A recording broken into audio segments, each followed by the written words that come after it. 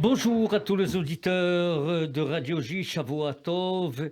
Et vous êtes sur une radio que vous aimez, vous êtes le bienvenu. Nous allons aujourd'hui découvrir avec vous, pour les uns et mieux connaître pour les autres, la place, le rôle, les fonctions du séminaire israélite de France, plus connu sous le nom de l'école rabbinique, et profiter pour rendre hommage à cette ENA du judaïsme français, réfléchir à ses réalisations, à ses difficultés, et pour en parler avec nous, nous accueillons ce matin son directeur, le grand rabbin Olivier Kaufmann. Bonjour. Bonjour. Merci d'avoir accepté notre invitation. Alors, monsieur le grand rabbin, vous êtes né en 1967, vous avez été nommé directeur du séminaire israélite de France en 2013, vous êtes titulaire d'une maîtrise de droit, vous êtes le grand rabbin de la synagogue de la place des Vosges, et on ne peut pas ne pas rappeler que vous êtes le petit-fils du regretté grand rabbin Shili, le neveu de l'ancien grand rabbin de Paris, Alain Goldman, le cousin du patron du Fonds social juif unifié, Ariel Goldman.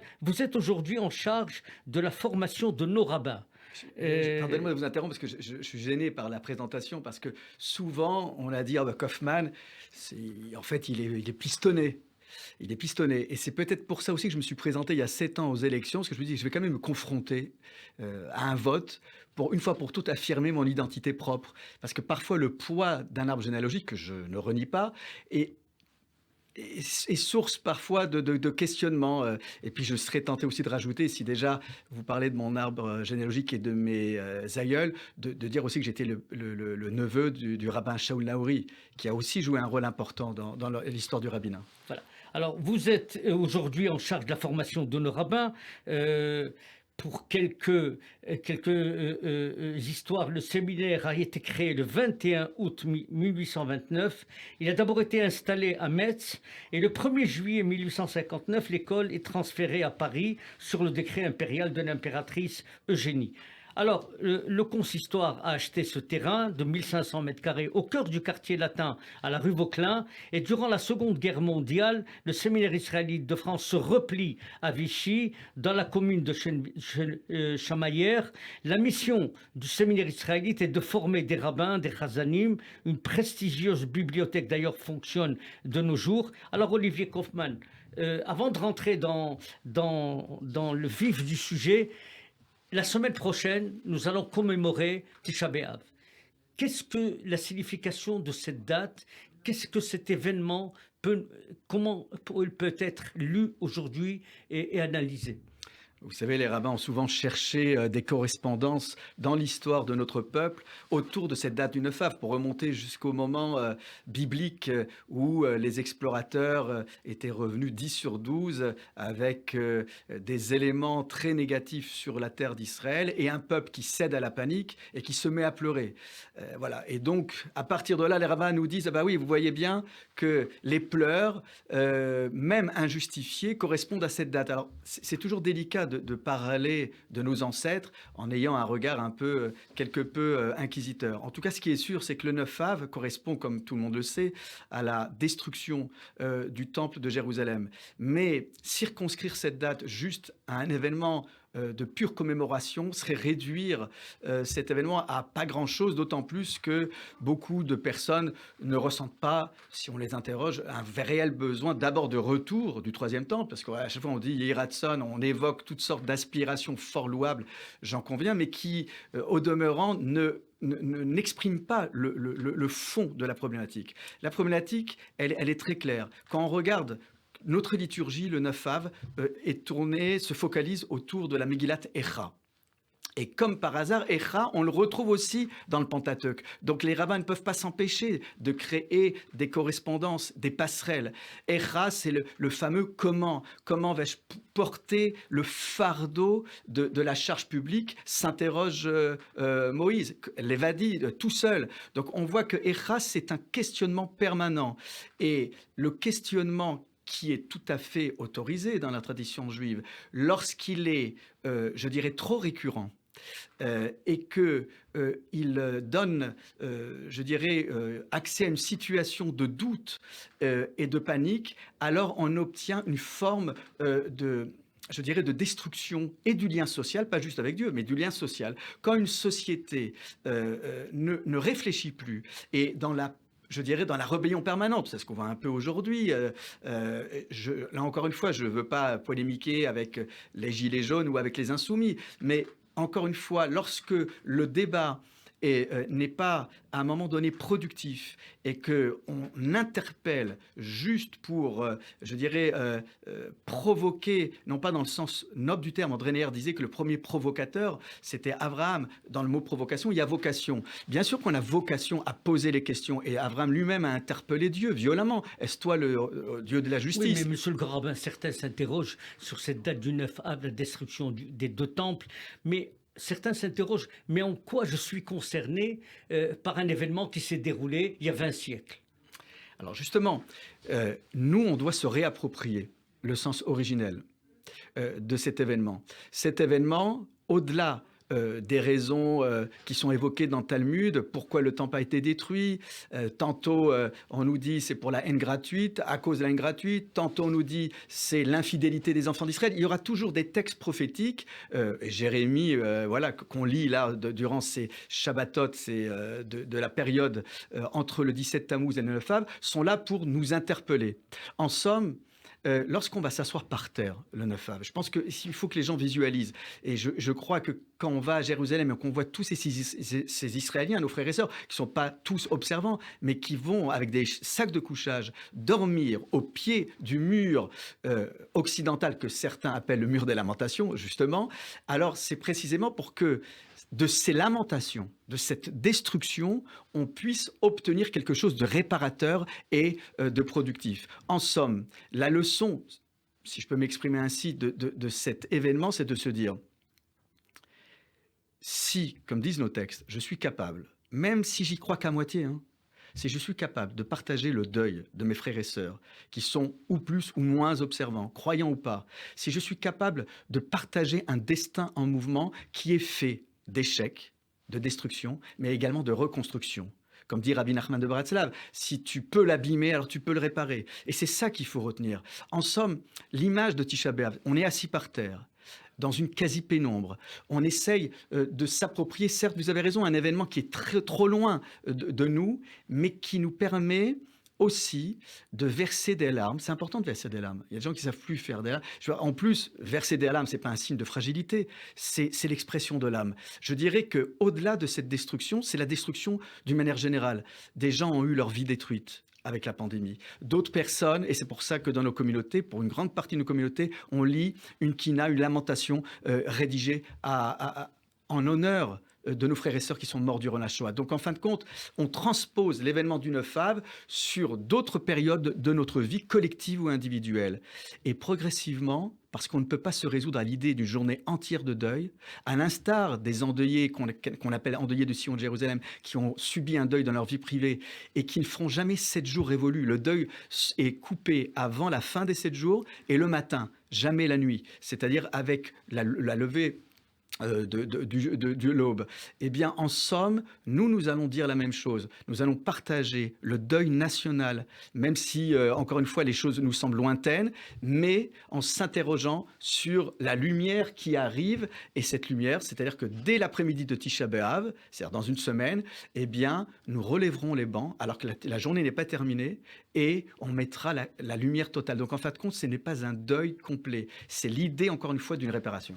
Alors, on va revenir à l'école rabbinique, puisque c'était l'objet de notre invitation. Oui. Alors, lors de la dernière campagne pour l'élection du Grand Rabbin de France, les différents candidats à ce micro ont souligné la place privilégiée du séminaire israélite de France, et parfois, pour certains, émettre un jugement un peu sévère sur l'école rabbinique. Vous avez été surpris de ce jugement de sévère? On va être honnête, puisque c'est une émission sans tabou. Je vous ai appelé et je vous ai dit, je n'ai pas la volonté d'interférer dans la campagne électorale et pour laisser, bien évidemment, chaque candidat s'exprimer au sujet de l'école rabbinique. Mais je ne pouvais pas laisser dire des énormités. Je serais même tenté de dire des mensonges. Alors, je ne sais pas, je veux nommer personne, mais quand on donne des informations erronées sur le nombre d'élèves, j'ai même entendu des choses incroyables sur la vie conjugale des élèves, sur ce qui relève aussi de la formation spirituelle, balayée d'un revers de main, tout ce qu'ont donné et tout ce que donnent nos professeurs. Je pense au grand rabbin Nizri, au rabbin Sultan, qui ne sont pas des inconnus. Vous les connaissez vous-même pour avoir eu à collaborer avec le rabbin Sultan au centre communautaire lorsque vous en étiez le directeur.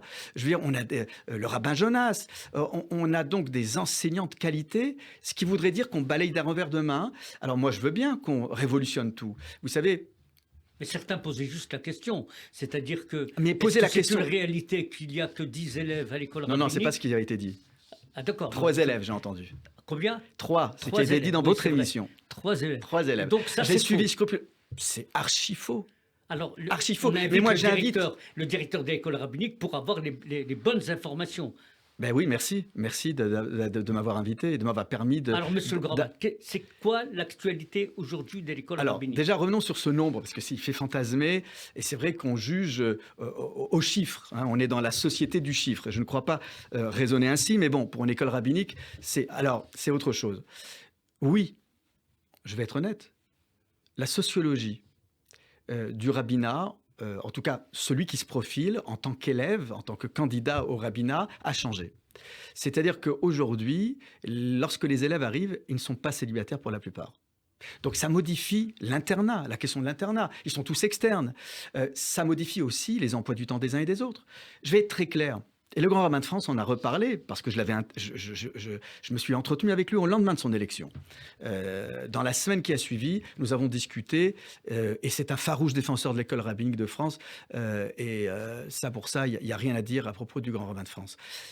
Je lui ai dit, ça fait des années que j'alerte le conseil du consistoire central, la commission administrative du séminaire, sur la bourse. Comment voulez-vous que je sois compétitif et attractif quand je reçois quelqu'un qui est souvent universitaire, mais qui donc est déjà marié, qui a au préalable, parce qu'aujourd'hui, ils ne veulent pas tous tout de suite faire l'école rabbinique, ils font de la yeshiva ou de l'université, ou parfois les deux. Et quand ils arrivent, ils me demandent, c'est normal. La première question qu'ils posent, parce que je sais que les rabbins, il ne faut pas parler d'argent, mais moi je ne suis pas choqué, parce que je sais que derrière ce candidat, il y a une femme, il y a une épouse, il y a des enfants. Je suis responsable du destin d'une famille. Eh bien, on me demande combien le séminaire donne. Et quand je dis que pour les célibataires, c'est 100 € par mois, et pour un couple et un élève marié, 300 € par mois, mais je vois le visage du candidat effrayé. Mais il y a de quoi? Mais il y a de quoi? Vous savez combien on donne en moyenne dans un kollel? 1000 €. Voilà, très bien, très bonne réponse. Mais il n'y a pas photo. Comment voulez-vous que je sois attractif? Alors, je compose. C'est la raison qui expliquerait le manque de recrutement? C'est l'une des raisons. On va avancer. Vous avez raison, il faut être le plus objectif. C'est l'une des raisons, mais elle est pas mineure, cette raison. C'est-à-dire que je suis obligé de composer. Alors oui, c'est vrai. Si vous vous promenez pendant la scolarité au séminaire, vous ne verrez jamais... En moyenne, il y a 10-12 élèves. Vous verrez jamais les 10-12 ensemble, tous ensemble. Je suis obligé de composer à la carte avec chacun. Et croyez-moi, les professeurs, je les admire parce qu'ils sont obligés d'accepter mon cahier des charges. Parce que sinon, quand je vois, par exemple, un élève de qualité, je pense à un qui a fait des études de droit, qui continue ses études de droit, et vous savez que j'ai fait des études de droit, donc je suis attaché au monde universitaire. Quand je vois qu'il reçoit lui-même, jusqu'à maintenant, 1000 €, alors, ou je dis, au revoir, ou je dis, on se revoit. Non, il faut que je le garde, il faut que je l'attrape. Donc, je suis obligé de composer avec lui. Et je compose un emploi du temps qui n'est pas plein temps.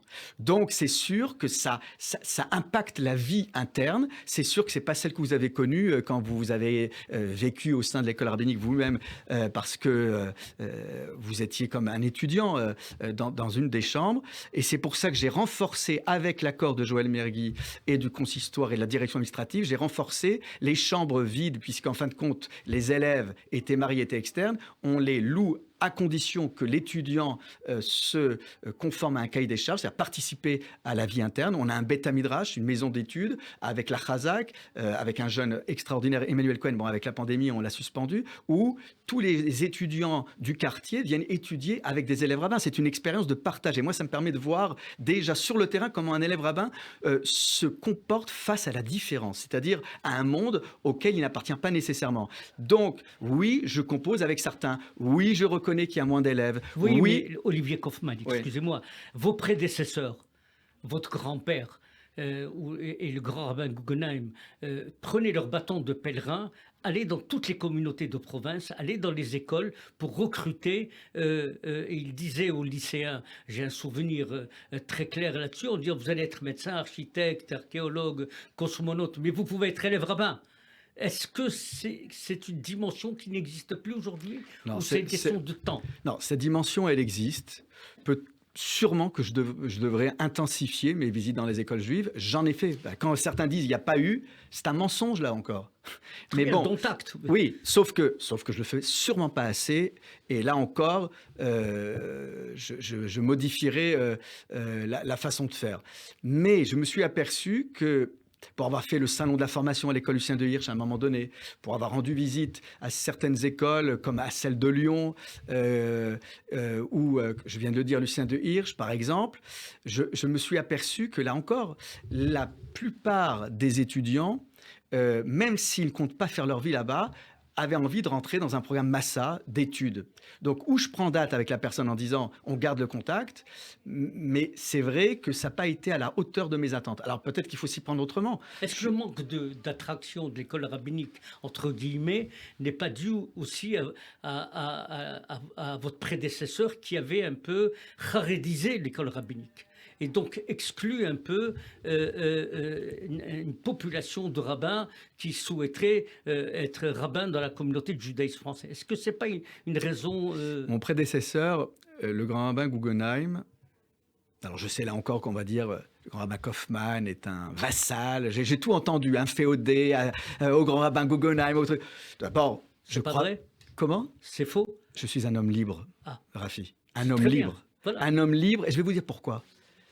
Parce qu'en fin de compte, mon activité rabbinique, alors certains diront oui, l'emploi du temps du grand rabbin Kaufmann est surchargé, me permet justement d'entretenir cette liberté. Et le grand rabbin Guggenheim, c'est un secret pour personne, a été mon maître. Bon, donc oui, j'ai des contacts réguliers avec lui. Je lui pose des chélotes sur des questions d'éthique médicale, sur des questions qui relèvent, je dirais, d'une forme de spécialisation. Hein. C'est tout à fait normal que je le fasse. Mais il m'est arrivé, quand on a partagé l'intérim du Grand Rabbinat de France, de ne pas être toujours d'accord avec lui et toujours dans un dialogue franc et respectueux. Le grand rabbin Guggenheim n'a jamais interdit le débat contradictoire. Alors oui, c'est vrai que c'est peut-être difficile pour l'élève que je suis, que j'ai été, mais bon, je me suis affirmé depuis le temps, vous le savez. Peut-être que j'étais pas aussi libre qu'avant, mais je le suis. Par contre, je pense... C'est l'héritage de votre grand-père. Oui, c'est vrai, c'est vrai. Le grand rabbin Guggenheim, je ne pense pas que le mot charédisé est adéquat. Je pense que le grand rabbin Guggenheim, à tort, a été dépeint comme un obscurantiste. Non, c'est un homme rigoureux. Et je pense qu'aujourd'hui, c'est pas très politiquement correct d'être rigoureux. Et souvent, les gens confondent rigoureux et rigoriste. Et alors, on va parler d'école rabbinique. Un élève s'inscrit chez vous, Olivier Kaufmann.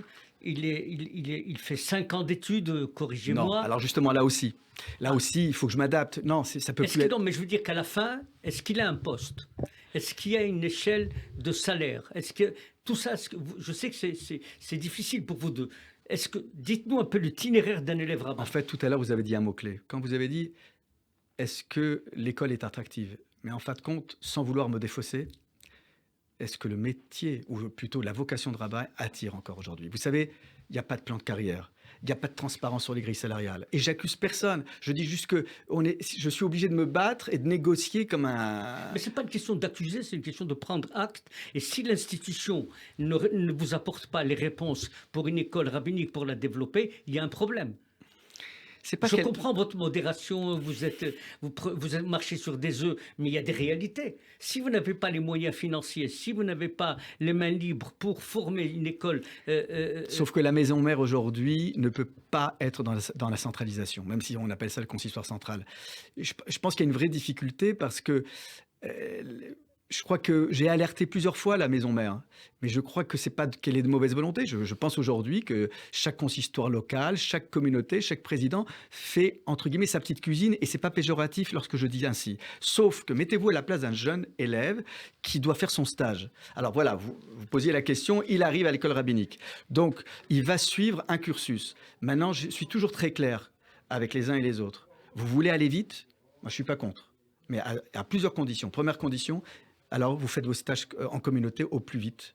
Et vous n'attendez pas la 3e ou 4e année. Alors, certains diront que c'est pas bien parce que, bon, mais il y a des communautés, je pense à Clermont-Ferrand, à Tours, qui ont un véritable partenariat avec l'école rabbinique et qui acceptent l'idée que l'élève rabbin peut faire des erreurs, puisque c'est le principe du stage. Il y a d'autres communautés dont la dimension ne peut pas, je dirais, intégrer ce paramètre. Mais voilà, stage en communauté. Si c'est pour faire un rat de bibliothèque, c'est pas possible. L'école rabbinique doit produire des rabbins qui doivent être capables tout de suite d'être sur le terrain.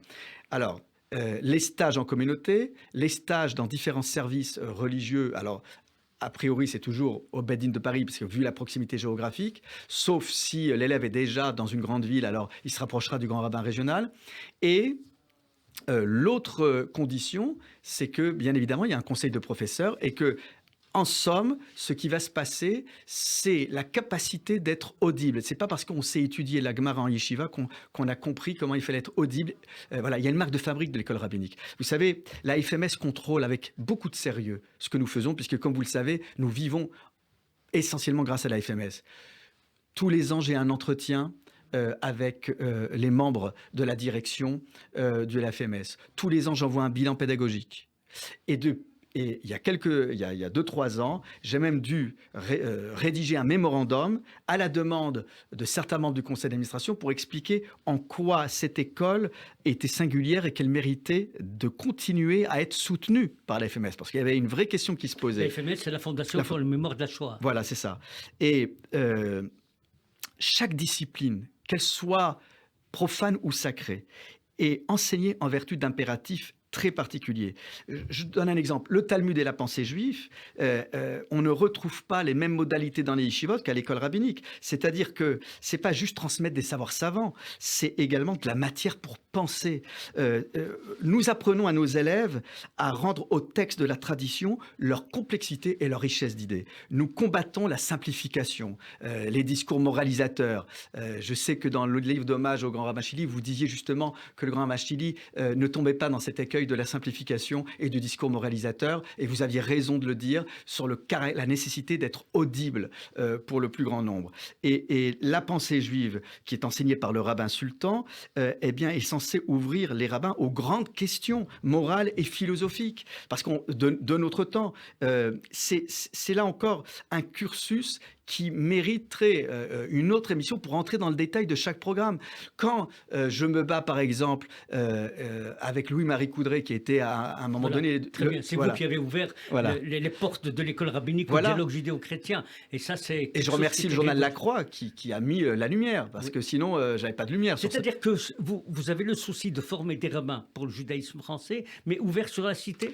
Oui, et de la rencontre avec la différence. Tout à l'heure, je disais la différence. Par exemple, quand je fais venir un psychiatre qui s'appelle Monsieur Bantman, qui lui, bien évidemment, a travaillé à l'OSE, mais qui aussi a participé à des colloques avec Chibolette. Donc, c'est pas juste des leçons de psychologie qu'il va donner, c'est également leur ouvrir, je dirais, des fenêtres sur des éléments du champ lexical. Vous savez, le vocabulaire qu'on a en école juive aujourd'hui est indigent. Les élèves rabbins ne sont que la reproduction de ce qui se passe dans notre communauté. Parce qu'on dit les élèves rabbins, ok, parce que je discutais même avec des professeurs en Cagne, le nombre de fautes d'orthographe. Donc, mais ça justifie pas que nous, on n'ait pas le souci de l'exigence d'une composition écrite de qualité. Mais ce que je veux dire juste, c'est que peut-être ce qui n'existait pas à l'époque du grand rabbin Shili et de ses successeurs, c'est qu'aujourd'hui, c'est vrai que le bac n'a plus aucune valeur. Donc ça aussi, c'est une question. Combien de fois le débat, oui, faut-il peut-être élever le niveau d'exigence et ne pas juste exiger le bac. Mais je me suis toujours dit que moi qui suis issu du monde universitaire, j'encourage les uns et les autres à faire des études universitaires pour ouvrir, parce que c'est là où je me suis ouvert sur le monde. Même si j'ai fait des écoles juives de grande qualité, je savais qu'il me manquait quelque chose. Et que je pouvais vous avez une image très positive à la place des Vosges, c'est plus approuvé, d'un rabbin dynamique qui a dynamisé même sa communauté, qui a développé et l'école rabbinique. Mais est-ce que vous êtes un grand rabbin heureux comme directeur du séminaire israélite de France? C'est ma thérapie, là. Heureux. Vous sentez que vous bâtissez le devenir du judaïsme français en formant les futurs Je suis heureux de me retrouver avec mes élèves. Je pense que c'est ça qui me retient à l'école rabbinique aujourd'hui. Tout le reste m'intéresse pas. Je suis encore une fois, voilà, vous le savez, je suis pas. On me reproche de pas communiquer assez, de pas courir après les honneurs, de pas. C'est vrai que je devrais le faire plus pour. Vous n'avez jamais eu la Légion d'honneur, vous ne cherchez pas. Non, alors écoutez, alors c'est amusant ce que vous dites parce que mon cousin m'envoie un SMS au mois de janvier en me disant fais Mazal Tov pour la décoration. Et moi, je pensais qu'il me parlait de la décoration parce que vous savez, on fait des concours de décoration à la place des Vosges. Et j'étais très loin d'imaginer. Et en fin de compte, c'est vrai qu'à l'époque, Claude Boucherberg, que vous connaissez, Oui. qui était administrateur de la place des Vosges, me dit écoute, c'est pas possible, tu dois pas refuser. C'est pas toi, à travers toi, c'est tous les déportés, c'est tous les Mais elle arrive un fondateurs. peu en retard. Oui, mais j'ai toujours été en retard surtout. J'ai parlé en retard, j'ai marché très tard et j'aime bien faire l'éloge de la lenteur. Et vous voyez, il est déjà en plus, je ne sais pas comment on va faire parce que... Non, mais vous savez, derrière votre micro, il y a beaucoup d'auditeurs qui se réjouissent de ce que vous venez de dire. Ils ont découvert l'école rabbinique. On n'entend pas parler, etc. Et je pense qu'une autre émission, Oui. c'est très importante avec vous, monsieur le grand rabbin, pour refaire une émission, mais pour rentrer dans la les dentelle. détails. C'est-à-dire sur les contenus, sur l'avenir Oui. du judaïsme. Voilà. Il faut qu'on prenne rendez-vous pour la rentrée, pour parler de l'école rabbinique et dire à un jeune, voilà, si vous voulez vous inscrire, voilà, etc. Et c'est très important ce que vous venez de faire aujourd'hui. En tout cas, merci d'avoir accepté. Je voudrais juste vous dire, parce que quand même, c'est une émotion.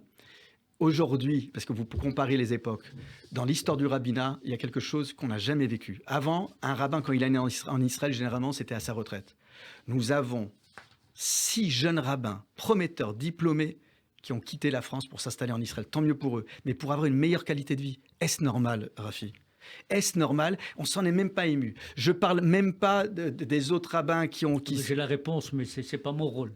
Voilà. Je En pense tout cas, que c'est le combat nous à sommes mener. très touchés parce que ce dévouement pour le judaïsme français, Olivier Kaufmann, que je connais parce que je connais bien votre famille, mais voilà, ça nécessite qu'il y ait un rendez-vous trimestriel sur l'école rabbinique. Avec grand plaisir. Voilà. Si Avec vous grand plaisir. acceptez Je cette invitation, suis très très honoré Voilà. et très ému parce que c'est la première fois que j'entends ce genre d'invitation, donc je ne peux que l'accepter avec grande joie. Merci à vous. Merci beaucoup et Shavuot Tov à tous les auditeurs.